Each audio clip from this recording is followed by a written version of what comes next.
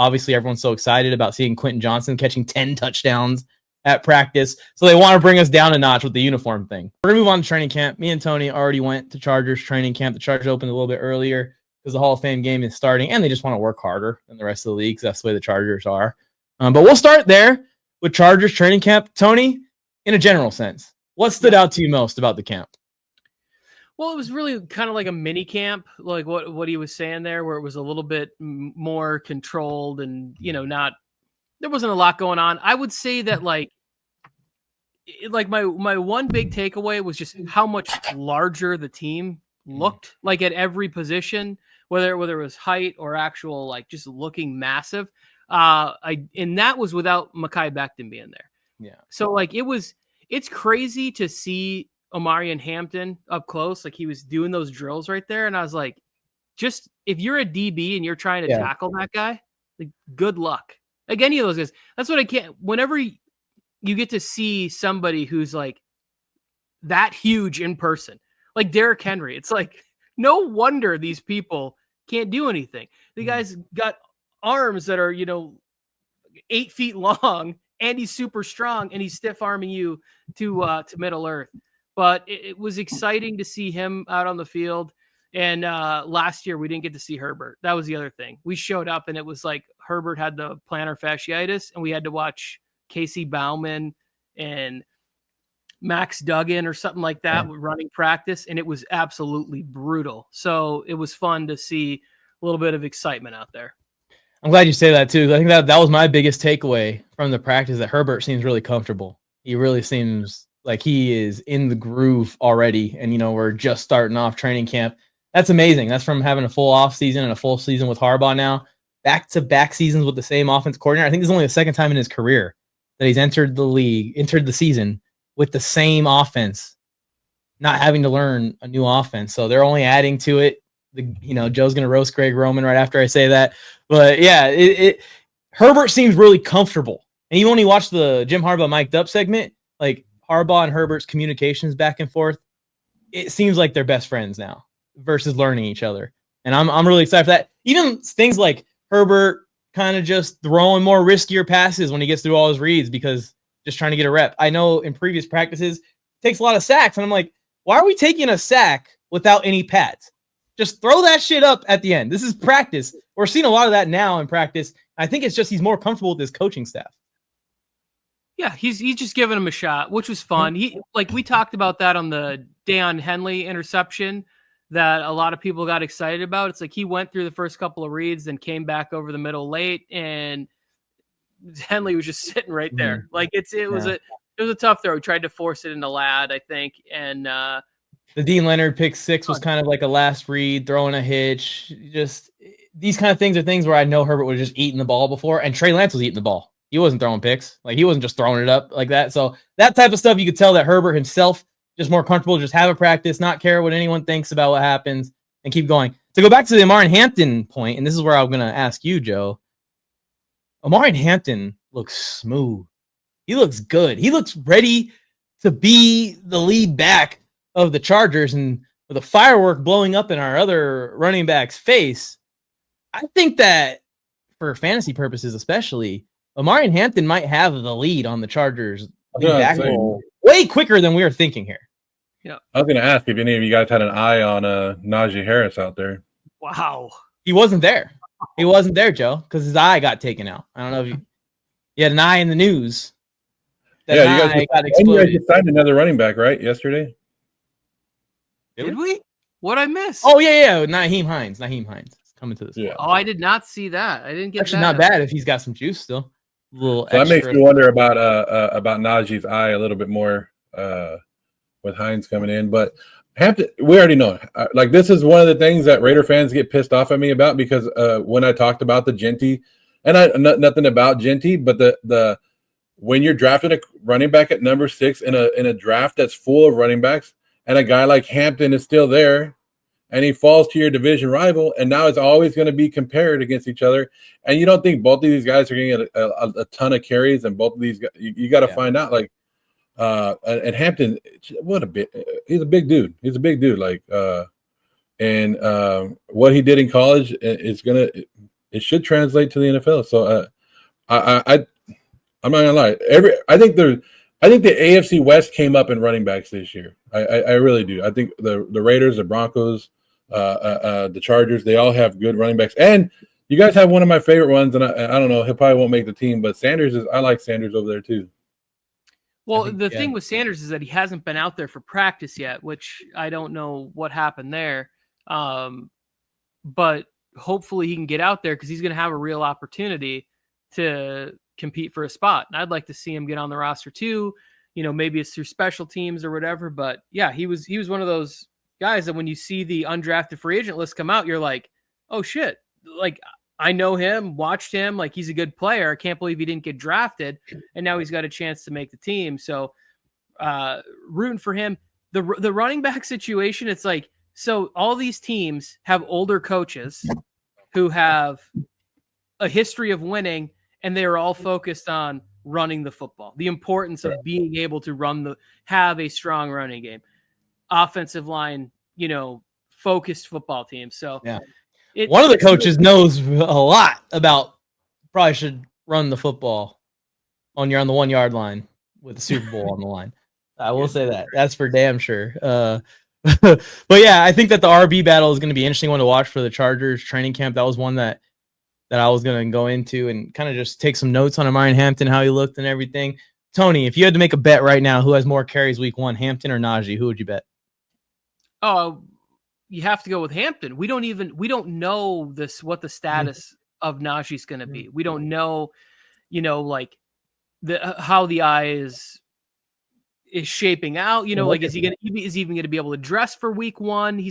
I know that he's a veteran, but you still want to be able to take some reps in a new offense. You still want to be in, you know, like game shape and ready to go. It's different to be just like generally in shape and then also in football shape. So like, is he going to be able to handle a workload in week 1 where he is carrying the ball, you know, 15 to 18 times? It's like, well, if he's not ready to go, then I think Hampton will just get that nod right out of the gate, whether he's, you know, Harris is just able to be on the field. That's my hope. It's like, can he be out there for week 1? Can we have him on the field and we aren't going to see like, oh, he's going to miss the first 2 weeks or 4 weeks or whatever it is. So Hampton's got the edge.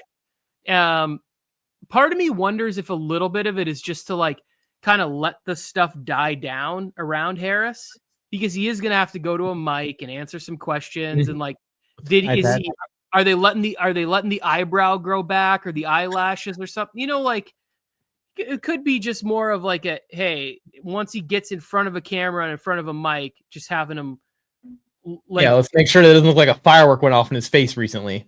Yeah, exactly. Like having him be able to like look normal as part of that's my goal. Is like hashtag that's scary. Yeah, I don't play with fireworks because of this. I never have, and never will. But I've never been a fireworks person. I don't understand the allure to it. We had no elevators last year. Our whole team got stuck in an elevator. Now hashtag no fireworks this year. Chargers anti-fireworks rest of the season. New Year's comes around, no fireworks at all. Yeah. Zero. Somebody let the NFL players know that they make enough money that somebody else can light the fireworks for them. What? Right? I can watch. Maybe someone launched the firework at him. That's the thing I worry about. One of his buddies launched a firework at him at a party. Yeah. I love to go to like if you go to a good harbor and there's a good fireworks show over the bay or just watch it. Whatever it is. That stuff's fun. But like we have some family members that love to just like have big expensive fireworks in the backyard, and it's always like, I'm gonna be way over here by the house. Like I'll enjoy it from a distance. Seems a little bit insensitive too with where we live. In case anyone's wondering, we live in Los Angeles, which burns down once a year.